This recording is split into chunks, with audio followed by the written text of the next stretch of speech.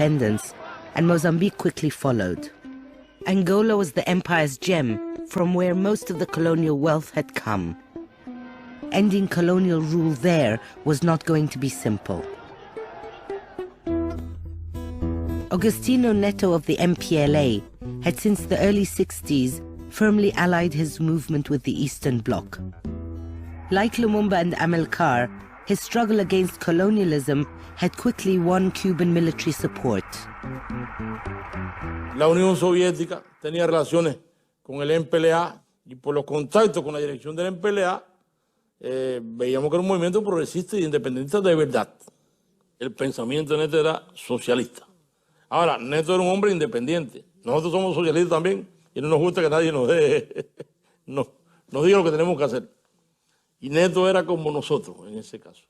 Y que era partidario del socialismo en Angola. Pero del socialismo dirigido por los angolanos.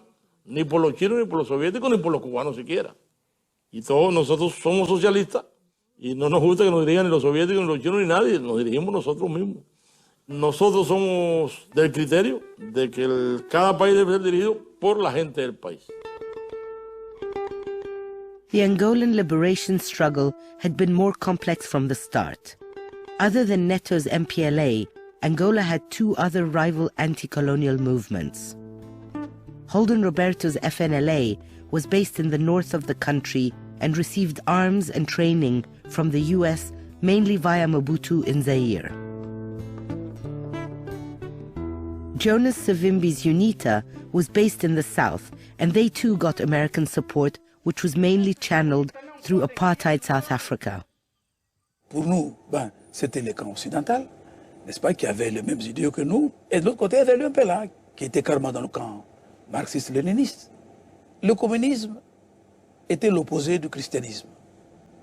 Eh bien, c'était clair, parce que si nous étions profondément chrétiens, je suis chrétien, et la majorité de FNLA étaient des chrétiens, et les militants, on ne veut pas être d'accord avec le communisme.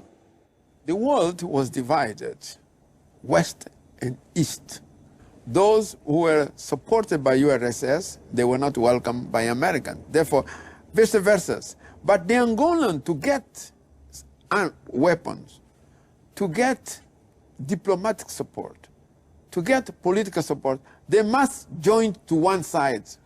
This brought a division among the Angolans. We were passing all the time accusing each other and losing time keeping our fighting internal, not to fight against colonialism. Independence was within reach if only the three movements could agree to sit around the same table and decide the destiny of their country. After months of mediation efforts, the three delegations flew to the Portuguese town of Alvor to negotiate terms of independence. To go to Alvor, everyone was afraid. What the Portuguese will do? Maybe we'll arrest somebody, we'll kill somebody. And when we arrived there, the leader, they don't want to eat, to touch anything to eat. They say, no, you are the young boys, you are the first to eat. When I will see one of the boys dying, I know that he's poisoned. Distrust was toward the Portuguese, and distrust also among ourselves. We went all of us to Penina Hotel. The first problem that occurred in Penina was the way the Portuguese put us. The ground floor was a place for the conference. The first floor was UNITA. The second floor was FNLA. The third floor was MPLA. The last floor was the Portuguese. We didn't like this structure. People just thinking that there is a plotting. We think that during the night, maybe MPLA was negotiating with the Portuguese government. So many news were circulating, rumors. Hey, my friend, you are sleeping. That they are negotiating. You know, this is a very bad atmosphere. The FNLA and UNITA feared that their local opponent, the MPLA, would be favored by the new leftist Portuguese regime. But it soon became obvious that the Marxist captains simply wanted to end the bloody chapter of colonial wars. For a week, they sat around the negotiating table, hammering out Angola's transition to independence. We said, first of all, when are we going to be independent? And the date of November 11th was proposed by Kushionet. He said that 11th of November was the armistice day, and we should be independent on that day. Let's be frank. The Tree Liberation Movement participated for the struggle for independence. There is unanimity. But who will be the first president? There was not agreement. The Alvor Agreement vaguely outlined the transition, but the shaky deal did not provide a solid basis to overcome the years of mutual hatred. It needed no more than a spark to revive the fighting. The three leaders wanted to be heads of state before elections. They did not want to wait for November 11th. Each one brought its own army. On a commencé à apprendre que les fédéraux étaient en train d'introduire des armes. Parce qu'ils voulaient, avant la proclamation de l'indépendance, prendre une position. Alors, la décision qu'on a prise, c'est expulser les gens du FLNA et de l'UNITA de Luanda. Each faction tried to gain control of the capital. Whoever held Luanda on the night of November 11th would be officially recognized by the outside world as the legitimate government of Angola. As the fighting intensified, the superpowers stepped in to fan the flames. This was no longer a civil war in the far corner of Africa. The crisis quickly turned into a full-blown superpower confrontation, where Angola was no more than the battlefield. This struggle in Africa broke out after Vietnam. The United States was highly sensitive at the time to the fact that it had been driven from the field in Vietnam and that our opponents, namely Moscow, would take advantage of this period of American weakness or the perception of American weakness to secure geopolitical gains elsewhere. If the MPLA achieved power with its strong connections to the Cubans and to the Russians, you would see the first serious physical penetration of the East Bloc into African affairs. And we regarded that as a strategic threat. We provided arms and financing to hire mercenaries, provide trainers, provide weaponry to Roberto's armed elements, and through Mobutu, that equipment and funding was put before the FNLA. Les Aérois ont commencé à envoyer quelques unités pour les aider, n'est-ce pas, pour les encadrer. Et après, l'aide a augmenté. Et chacun devait aider ses alliés. C'est tout à fait normal. Les Soviétiques l'ont fait pour le MPLA, n'est-ce pas? Les Américains l'ont fait pour le FNLA et l'UNITA. Une opération américaine montée par le gouvernement américain, officiellement. Il n'y avait aucun secret. Not only the Americans were keen to contain the possible Soviet influence in the region. To the south of Angola, apartheid South Africa was eyeing developments with concern. Communism, as far as South Africa was concerned, was a real threat. A threat in the sense of dictating, taking over the whole of the country. And we couldn't have that situation here in South Africa, that they could come through and instigate and plant the ideology of Marxism here in Southern Africa. And that meant we're the next target, we're the cherry on the cake. The South African Defense Force decided to move into Angola. There, they immediately found natural allies in the local movements that had been chased out of Luanda by Neto's leftist MPLA. I one who received the generals from South Africa. And I remember the commander of the troops. Tell me clear, who are you? I say, I am George Valentin, representative of UNITA. I don't know. You are not MPLA. No, I am UNITA. I'm sure, I'm afraid. I don't know. I didn't receive orders to find unity here. We came to defend FNLA and to fight against the communists and so on, to arrive in Rwanda to put FNLA in power.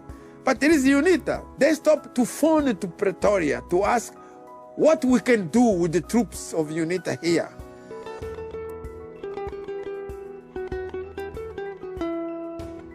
À l'époque, l'Afrique du Sud représentait l'apartheid, mais nos cadres étaient différents et la guerre avait dépassé nos niveaux. Le conflit s'est internationalisé. Et entre deux mots, vous choisissez le moindre. Pour nous, à l'époque, c'était le moindre mal. Évidemment, c'était l'apartheid. Eh bien, on avait besoin de l'aide. Malgré nous, on acceptait ça. Ça, c'est la vérité. That phase was the phase of guns and the money. You don't have guns and money, you don't have power. You can have dreams. You don't have, if you have no guns, you have no money, no politics. The scheduled date for independence was approaching fast. With US logistical support, the FNLA troops, accompanied by soldiers from Mobutu's regular army, advanced from the north. UNITA soldiers, along with the South African army, moved up from the south. The MPLA, despite receiving consignments of Soviet weapons, suddenly found itself at a disadvantage. Y Angola lo que necesitaba era combatientes y armas allí, en ese momento. Cuando están los surafricanos avanzando, no se puede esperar el 11 de noviembre. Si esperamos el 11 de noviembre, llegan los surafricanos y llega Mobutu a Luanda y no hay independencia.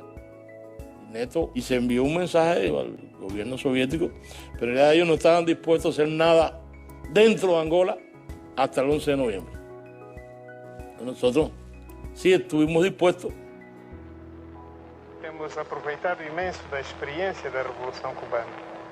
Sentido, por outro lado, uma solidariedade extraordinária do povo, entusiasmo que não podemos medir.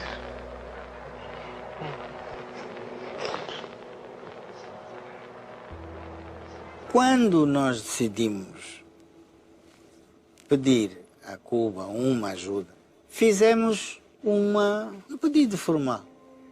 Pois é, a mensagem chega de Fidel é muito maior. Então ultrapassa-nos. O nosso pedido é ultrapassado. Eu disse, vocês vão ser esmagados.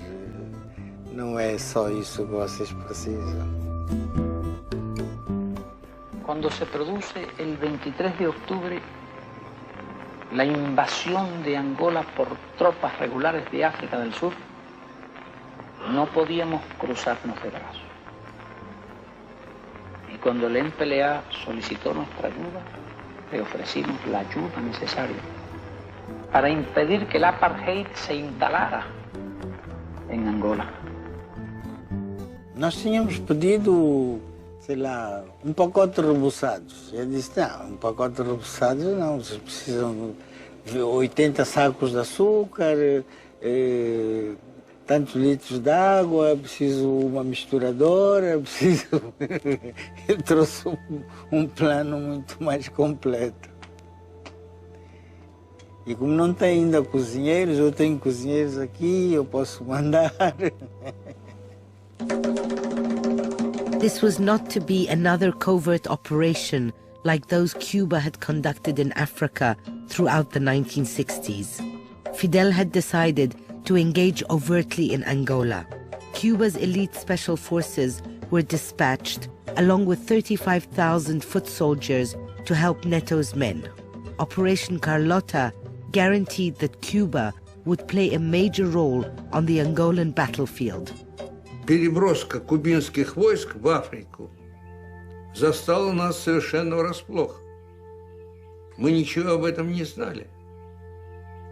Пришла телеграмма от посла нашего в Гвинее, что садятся самолеты с кубинскими, значит, войсками на борту, солдатами.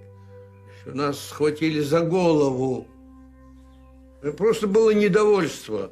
Недовольство, что вот кубинцы действуют не посоветовавшись и действуют неосторожно. Nosotros no consultamos esa decisión. Si nosotros estamos haciendo movilización y enviando grandes cantidades de hombres para Angola, eso no se puede hacer en secreto. Se puede mandar 10 personas en secreto, se puede mandar 36.000 hombres en secreto. Es decir, es una operación abierta. Но я знаю некоторых членов руководства, которые, так сказать, наполовину возмущались. Ну как же они без спроса, понимаете, идут там авантюру.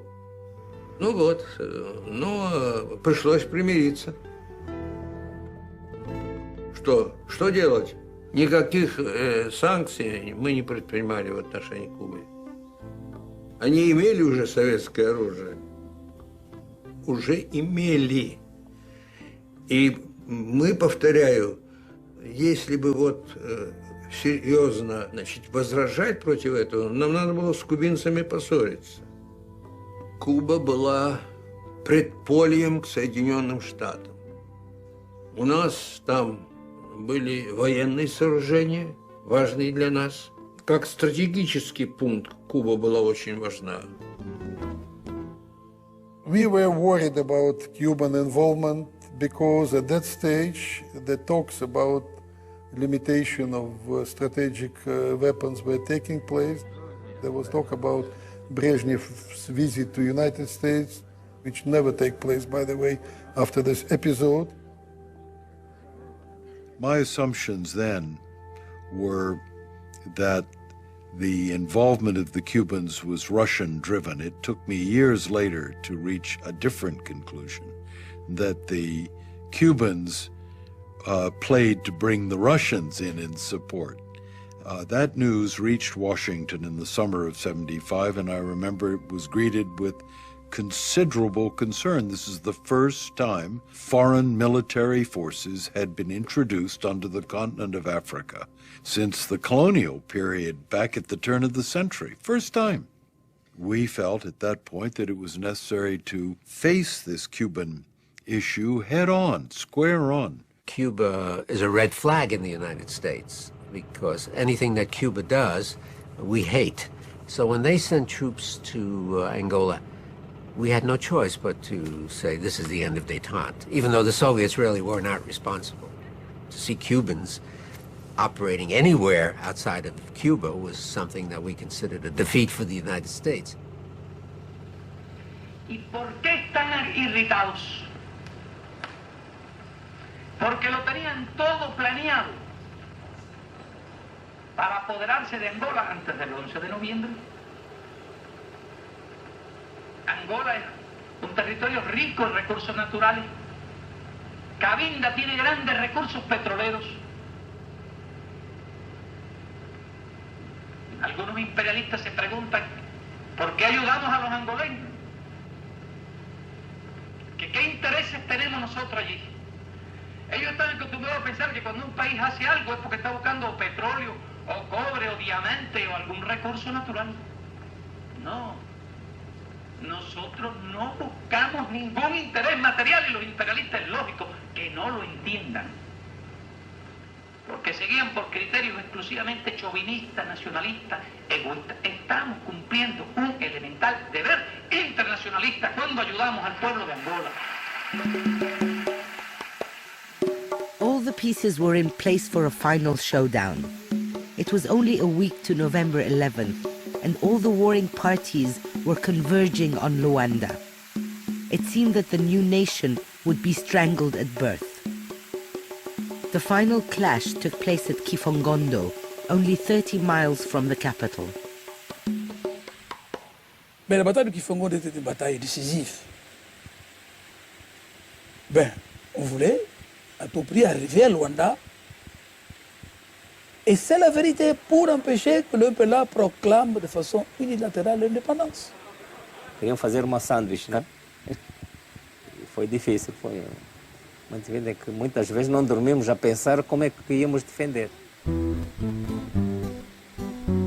Foi quando então a unidade assim, cubana, uma companhia que chegou aqui, foi no dia anterior à Batalha de Fangona. Chegou uma companhia de cubanos, isso lembro meu bem. Foi uma coisa de surpresa, né? Não foi dizer que a gente sabia que iam chegar. Só ficamos satisfeitos quando soubemos que na retaguarda estava uma companhia de cubanos. Isto desde que os cubanos conseguiram desembarcar em Cabo Verde o material de guerra que foi transportado a altas horas da noite, ou quase já de madrugada, via os tais órgãos de Stalin, os lança-foguetes de 40 canos.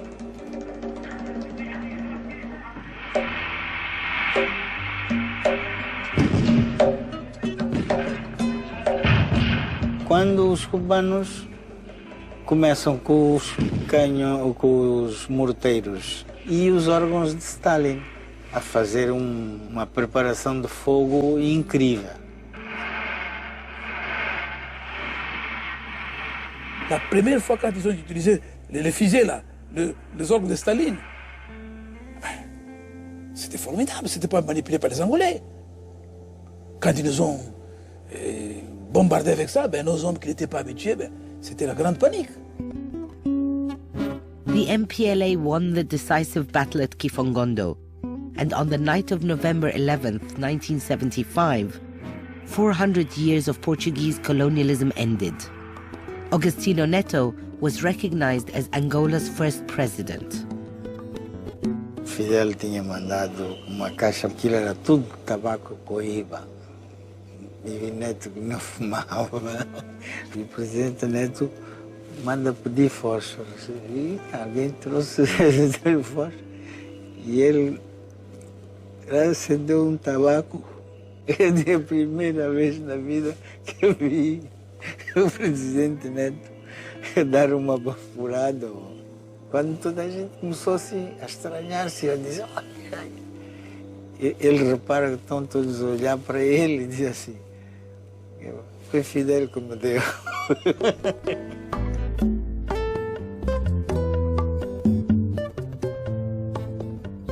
The fighting did not stop with the Declaration of Independence.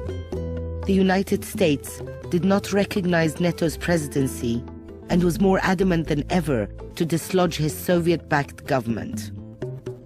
But the American Congress feared that they would get entangled in another Vietnam, so they decided to prohibit all U.S. clandestine support to Angola. Once the U.S. supplies dried up, the MPLA managed to contain its local rivals. The South African army also withdrew from Angola, but it continued to arm and train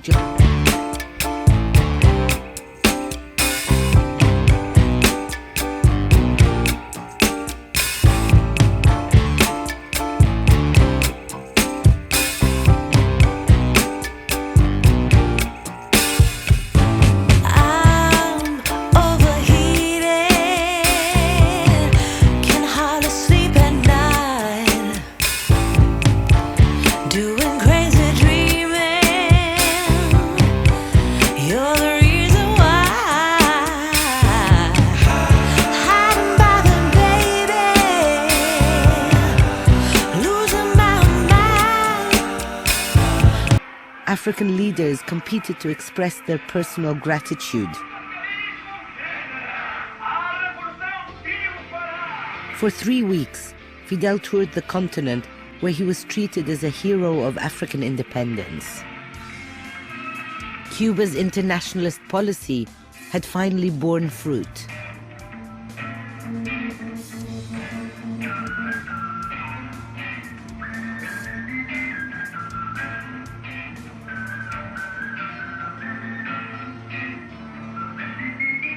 In the late 1970s, Angola no longer made international headlines.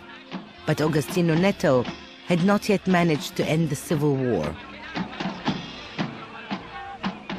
Jonas Savimbi's forces continued the guerrilla attacks from the south of the country. So Neto requested that a Cuban contingent remain in Angola to help the National Army. In 1979, Neto died before seeing his country attain true and stable independence. It was his disciple, the young Marxist ideologue of the MPLA, José Eduardo dos Santos, who would now have to confront the coming battles. Less than a year after Neto's death, Ronald Reagan was elected President of the United States. His vision of the Cold War was to alter the course of events in southern Africa. Reagan felt, as a strong Cold Warrior, that we wanted to do everything possible to counter the Soviet Union. And there was this feeling that we want to do to them what they did to us. And it wasn't just Africa, it was the entire world. And he saw Angola was a perfect place because there were Soviet advisors, Cuban troops, a government that was very pro-Soviet. So he says, how can we counter the Soviets there, make life difficult for them the way they made life difficult for us in Vietnam? The broad message was that America is back. We were going to engage in a more, shall we say, a more robust diplomacy in which the use of power in all its elements, not just military, but diplomatic, strategic, economic, was going to be used. Reagan wanted the Cubans out of Angola, and U.S. policy in southern Africa had to concentrate on achieving this objective. The American plan was to propose to the African leaders something they desperately wanted, and in return, link that offer to the withdrawal of Cuban troops from Angola. I guess I was inspired more than anything else with a conversation I had with Julius Nyerere, the then president of Tanzania. He said, Mr. Crocker, the Southern African process must begin in Namibia. That's where you must focus your efforts. That's where you must start your efforts. Namibia is the key. He didn't really want to hear a lot about Cubans in Angola. He recognized ultimately that we were serious about that agenda, but he said begin in Namibia. Since 1975, South African troops had conducted the war in Angola from Namibian territory. But when South Africa pulled out of Angola, its troops remained in Namibia. SWAPO, Namibia's liberation movement, regarded the apartheid government as colonizers and demanded their immediate withdrawal. Their case won support in 1978 at the UN when Resolution 435 unanimously demanded that South Africa evacuate its troops from Namibia and grant it full independence. But South Africa refused to withdraw, and SWAPO in turn decided to intensify its armed struggle from its military bases in neighboring Angola. The apartheid regime felt besieged, but they were reluctant to conduct another full-scale invasion of Angola. The alternative was obvious. Jonas Savimbi and his UNITA rebel army, which South Africans had continued to arm, needed the proper means to eliminate the border threat and ultimately rid them of the incumbent Marxist regime in Angola. We had to sell the Savimbi. Savimbi was fighting a war, and he was fighting the Soviet Union, plus the Cubans. And we had to sell him as a product. He had to go to the White House. He had to meet the President of the United States. Then that would have elevated him amongst his own people, and we needed him to be in that position. We used the Christian religion to extent to portray Savimbi and what he was doing here in Angola to salvage all the damage done by the MPLA towards the church. And we made videos of Dr. Savimbi, and we showed it in America. And that video changed the attitude towards Savimbi. And because of that, we got him through. Jonas Savimbi was, like much of Africa, willfully misunderstood by American politicians. If you know nothing about a place, you feel free to paint it with your own fantasies. And for many Americans, Africa was the land of Tarzan or Shaka Zulu or some other romantic, preposterous figure, and Jonas Savimbi fit in that category. For the right wing, he was a sort of Robin Hood. For the left wing, he was a diabolical monster. He was a very charismatic personality with a good speaking voice, with a tremendous amount of self-confidence. He was a kind of physical leader. Some people would say warlord. But he could also sit across the table and engage in an extremely impressive, erudite conversation in 6 different languages. This was a very accomplished personality, and his very facility with cross-cultural communication made him effective internationally. He was able to go to visit the evangelical people in Texas and Mississippi and Louisiana and get their support. And this was very strong Republican territory. So they started saying, well, here's the true anti-communist, the man who can beat the Soviets in Angola. And Reagan got caught up in all of this and treated him like a hero. Savimbi got the international recognition he sought and became Reagan's new best friend. UNITA became the most sophisticated liberation movement to date, but Savimbi wanted more.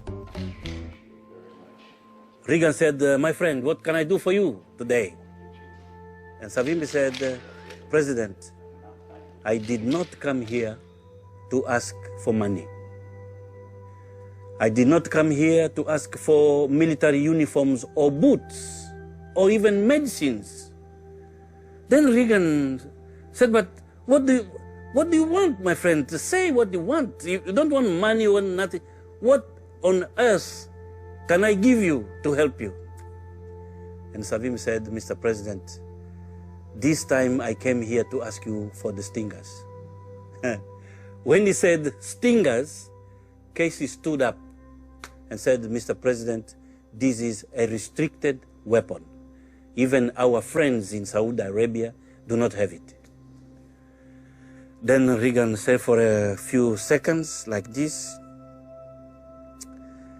and looked at Casey and said, the man wants stingers, give him stingers. Like that. The man wants stingers, give him the stingers.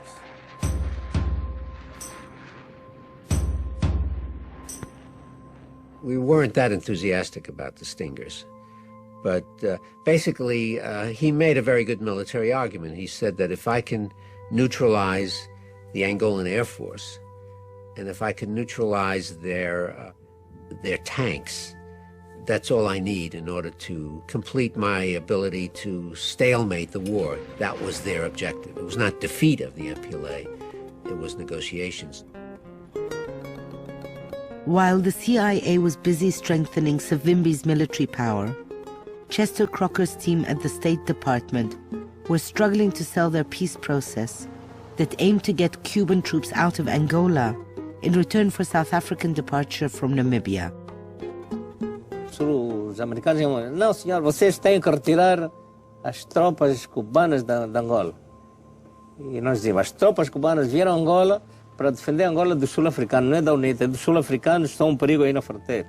E então, a única forma de que as tropas sul-africanas não sejam um perigo para a nossa fronteira é que os sul-africanos também se retirem da Namíbia. E aí, a parte cubana estava de acordo.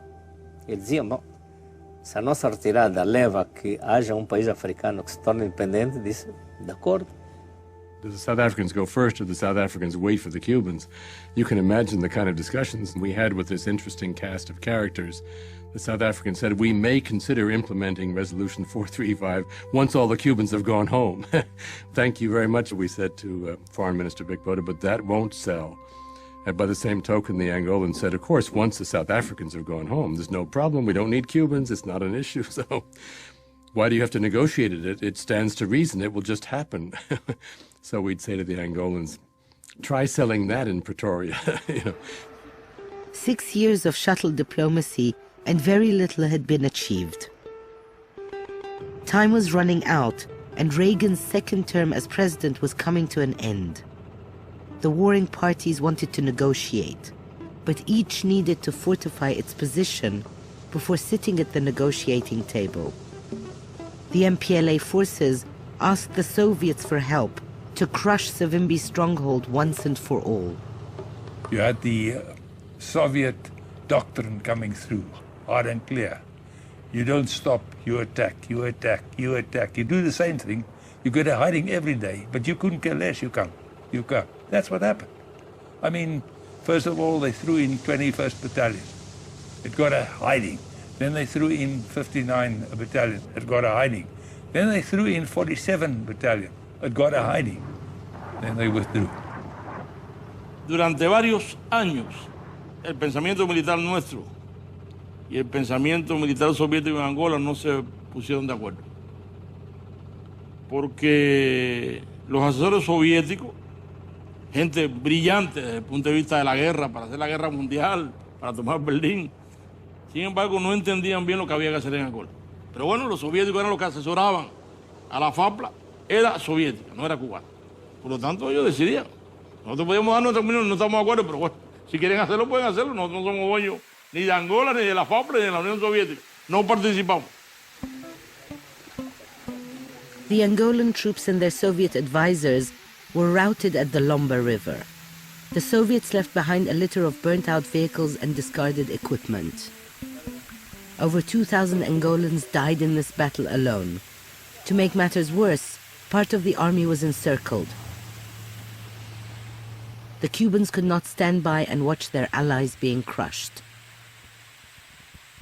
They felt, I guess, that they had to listen to the Soviets when it came to military advice until the Lomba River fiasco and the initiative of Fidel Castro coming forward and saying, Soviets don't know how to fight in African wars. We do. El 15 de noviembre, reunión del Estado Mayor y la dirección, presidida por Fidel, se tomó la decisión de resolver el problema de una vez y para siempre. Expulsar a los surafricanos de Angola. Para expulsar a los surafricanos de Angola no eran con 10 hombres ni con los 20.000 que teníamos. Se requerían grandes fuerzas antiaéreas, aéreas, blindados y artillería. Sacando de nuestra propia fuerza, sacándolas de Cuba. Toda la mejor artillería antiaérea que tenemos en Cuba se envió para allá. Cuando teníamos aquí las amenazas de agresión contra Cuba, el gobierno Reagan, todo eso. Pero bueno, había que resolver aquella situación. As in 1975, the decision to send additional Cuban troops was not discussed with Moscow. In November of 1987, the Russian-Cuban relations were more tense than ever. The rise of Mikhail Gorbachev to power had visibly changed Soviet priorities regarding the Third World. Здесь было принято решение не совместное перебрасывать войска. В то же самое время у меня было такое впечатление, что Кастро с некоторым беспокойством взирает на положение в Советском Союзе. А уж с 1988 года дела пошли таким образом, что было не до Африки уже. Горбачев, когда пришел к власти, потому что в центре политики были отношения с Соединенными Штатами, перестал интересоваться африканскими делами по-настоящему. То есть мы убежали из третьего мира. Мы, так сказать, выражаясь старым языком, сдали все позиции американцам. It became more and more apparent to us that there were serious problems between the Cubans and the Russians. They feared Gorbachev and Reagan's coming to agreement. The Russians, for their part, began to, because they couldn't afford it, cut back on the level of subsidy to Cuba, thus giving the Cubans even less reason to be beholden to them. And Angola, in this context, became even more important to the Cubans, even as the Russians came to see it as an embarrassment and an obstacle to better relations with the United States. It was that point that the Cubans made the decision to basically double the forces they had in Angola. Basically, if you wanted to find out how many Cubans there are, you start counting baseball diamonds from satellites, and we could look down. Cuban Army regulations required a baseball field for every certain number of troops. So when they built a baseball field, a new one, you knew there was an addition of troops. When they closed a baseball field, you knew some had left.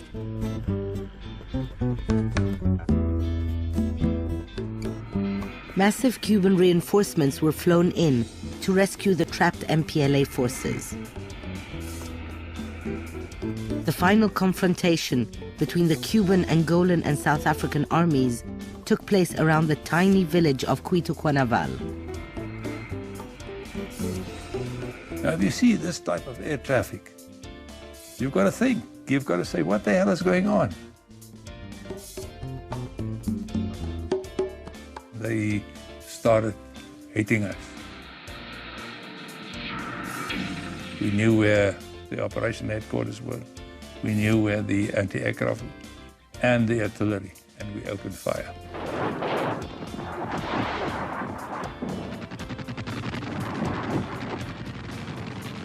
Achava-se que se ganhasse em Cuitucuanaval, depois estava aberta a via para avançarem para o norte de Angola.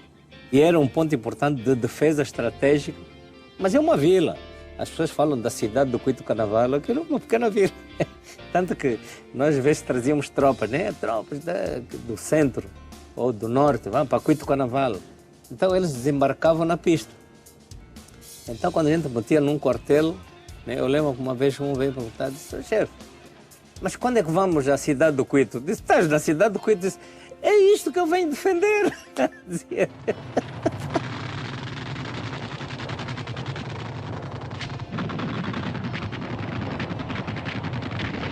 The whole effort was conducted by Fidel Castro, by telephone, from Havana. He was a commanding officer. How you can do a thing like that, I wouldn't know. I mean, it's impossible. It gave us a problem from our side because we didn't know him. We didn't know his way of thinking, what type of personality he was. Because that's the thing, you've got to know in war. You've got to know the chap on the other side as well as you know yourself. You must know his strong points and his weaker points. That's how you're successful, otherwise you're not. The battle raged on, costing an estimated 25,000 lives. All sides claimed victory without managing to stop the war. The combat at Cuitucuanaval lasted 6 months and became Africa's largest battle since World War II. La historia de África va a tener un momento muy importante. Va a ser antes de Cuitucuanaval y otra después de Cuitucuanaval. La poderosa Surá, los blancos, la raza superior, se estrellaron contra un pedazo de territorio defendido por negros y mestizos. Pero no estamos buscando ese objetivo. Sino una institución razonable. Puede ser que pierdan no solo Namibia, puede ser que pierdan el apartheid. Queremos que este problema se resuelva ahora y creo que estaremos en la antesala de la solución del problema del apartheid. Stalemate on the battlefield was exactly what Chester Crocker needed to revive the peace talks. The only way out was a negotiated solution between governments, and that, by definition, excluded Jonas Savimbi.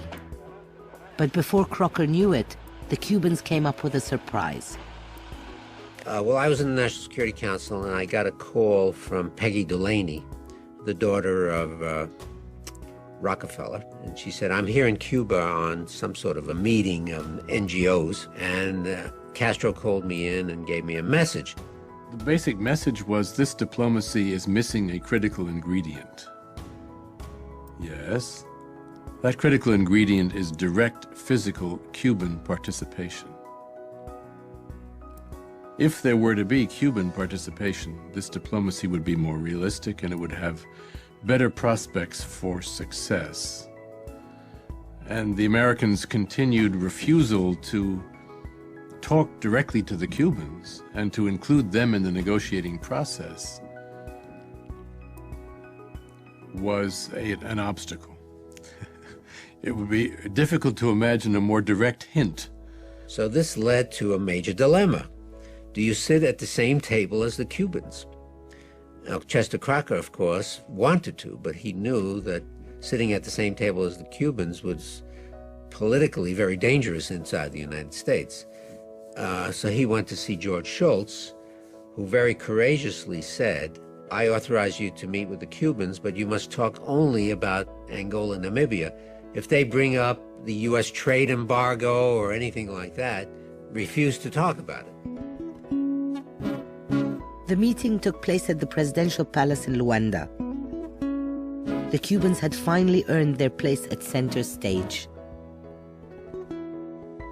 We knew they were next door because we'd been briefed. And at a certain moment we said, okay, let's try. Let's see if we can make this work. Invite your Cuban friends to join this process so they don't have to sit in the next room with earphones. They can actually be here at the table. So in came the Cubans, and they were just as pleased and as proud as you could imagine. There were smiles from ear to ear. They were delighted. Es que estaba sempre com cigarro na boca. Sabe, os americanos, lá nos Estados Unidos, por exemplo, nas salas de reuniões, na sala onde tem ar-condicionado, mesmo no restaurante, não se pode fumar. Né? E depois foi uma surpresa, e na reunião estava aí o resqueio a poluir a sala toda com fumo do tabaco, que tem um cheiro.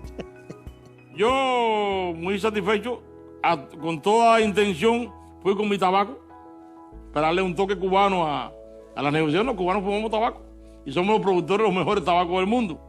The air became heavy for some of the non-smokers in the room. Risquet, a very jolly fellow with very sort of rotund presence, very outspoken, and most of his interventions took minimum 20 minutes.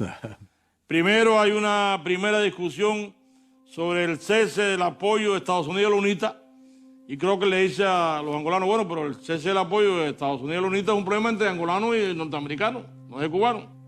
Cuando vino el punto de la retirada cubana, en que estábamos dispuestos a estar hasta que se liquidara la PAJEI, pero los angolanos no estaban de acuerdo en llevar la cosa tan lejos. Y la solución que habíamos acordado, solución global con retirada total.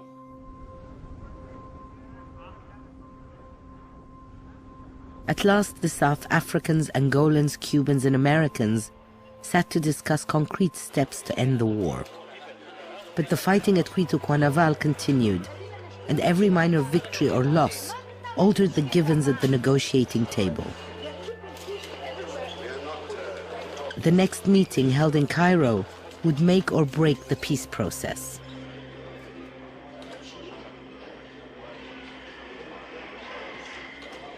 When ministers get around a big table in a major capital like Cairo, they really can't help themselves. They just can't resist microphones. And they just go from bad to worse. And Risquet managed to say things about Cuba's heroic contributions to African stability and development, and Cuba's intention to see to it that peace would come when there was an end of apartheid and when there was an end of this and an end of colonial rule in Namibia. It was a meeting almost of emotional hatred. Mr. Risquet, he started by launching a vicious attack on us. Vicious. Saying you've always been imperialists, racists, capitalists, causing trouble wherever you went, etc., etc. At that point, Puk Botha and Magnus Milan just went after the Cubans, and it was very dramatic. And it was basically a test of manhood. A lot of testosterone in the atmosphere, I think is the way to put it. Entretanto, começaram a haver declarações do Puk Botha, dizendo que Angola ia nacionalizar as tropas cubanas como angolanas para ficarem lá, ia casar cubanos com angolanas, né, para eles serem angolanos, uma série de manobras, né, sempre está bem. Porque decían que íbamos a dejar ahí cubanos como casados, como matrimonio, para dejar tropas camufladas. Un absurdo. Desde luego le contestamos con mucha fuerza. Le dijimos que no podíamos decir el número de matrimonio porque en Cuba el matrimonio es una cosa libre entre personas de dos sexos. Y ahí que en Cuba ni en Angola había la Moral Act que había en Sudáfrica, donde se prohibían los matrimonios birraciales. Nós também queríamos fazer pedido. Queremos saber quantos negros estão em prisão, que estão nas prisões do apartheid da África do Sul. Se eu fosse jovem, jogávamos aqui a soco, íamos jogar pancada, porque eu não admito uma coisa disso. Não. Ah, e tá bom, intervalo. Calmar as coisas. Dame un tabaco ahí. Vengo a buscar un tabaco, señor de la prensa. Only for a cigar. I'm not making any statement, I'm just looking for a cigar. It seemed the talks were headed for total breakdown. But later that night, an unexpected turn of events opened a new window of opportunity. We went for a drink in this pub in the Cairo Hotel. There were some Cubans, including Mr. Esquit. Then we had a drink together, and I said to him, has it ever occurred to you that we could both be winners? And he chuckled in his drink, and he said, what do you mean? I said to him, look, to put it in simple terms, if we carry on with this war, we will both be losers. If you withdraw your troops on the basis of having given Namibia its independence, your leader, Fidel Castro, can claim that he won. You claim a victory of a greater nature, namely the freedom of the people of Namibia you have achieved. And I say to the white voters of South Africa, I got rid of the Cuban troops in Angola. And our war is also ended. That makes us both winners. And suddenly I could see a total dramatic change in his whole attitude.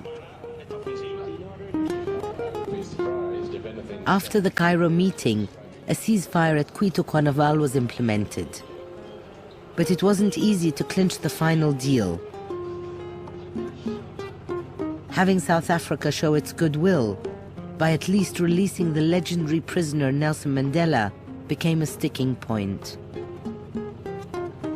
The whole world was descending on us. Apartheid was viewed as a prime evil. The release of Mr. Mandela was demanded. I knew that we had to reduce the tension to be able to release Mr. Mandela and the other political prisoners.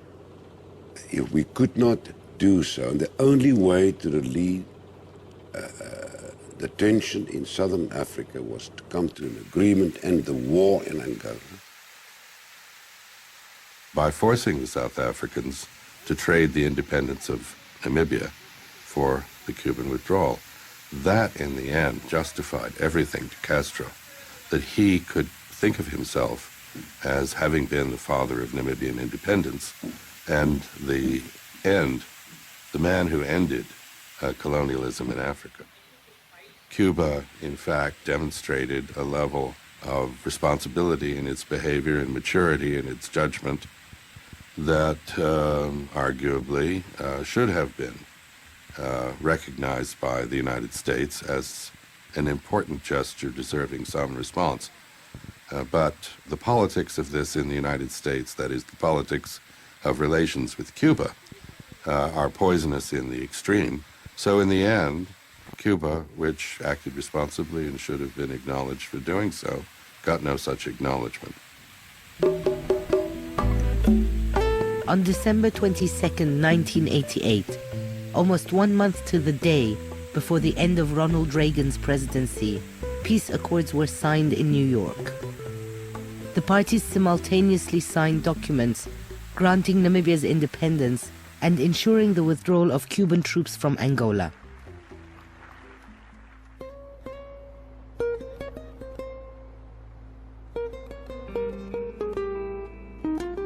The withdrawal of 450,000 Cubans was scheduled to take place over 30 months, ending 13 years of Cuban military presence in Angola. A month short of the deadline, the last Cuban soldier left the African soil. With him ended the epic of Cuba's military support for African revolutions.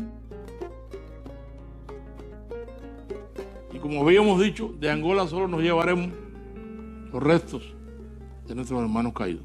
No nos traemos ni petróleo, ni diamantes, ni nada, sino los restos de los compañeros que murieron. Y aquel 7 de diciembre, al mismo tiempo, en todos los cementerios del país, al mismo tiempo, a una misma hora, recibieron sepultura a todos los combatientes caídos en África. The total number of Cuban casualties remains one of the island's best-kept secrets. But military historians agree that at least 10,000 Cubans died in Angola. En ese periodo que retiramos las tropas de Angola, vinieron también un batallón que teníamos en el Punta Negra, en la República de Congo-Brazzaville, y las tropas que teníamos en Etiopía. En ese periodo regresaron todas las tropas a casa. Y desde el día en que el Che cruzó aquel lago, Tangañica, y llegó a Zaire, que fue el 24 de abril de 1965, hasta ese 25 de mayo de 1991, transcurrieron lo que llamamos la gran epopeya de Cuba en África. Transcurrieron un cuarto de siglo, un año, un mes, un día.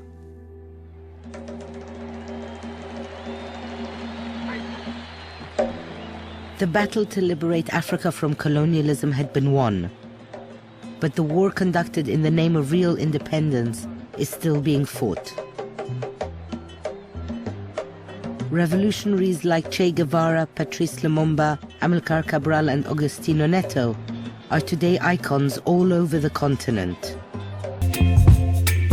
Baby, you give me ice and fire. You're giving me wind and rain. You're some kind of butterfly. Baby, you give me midnight. You whip up my appetite. Don't leave me here high and dry.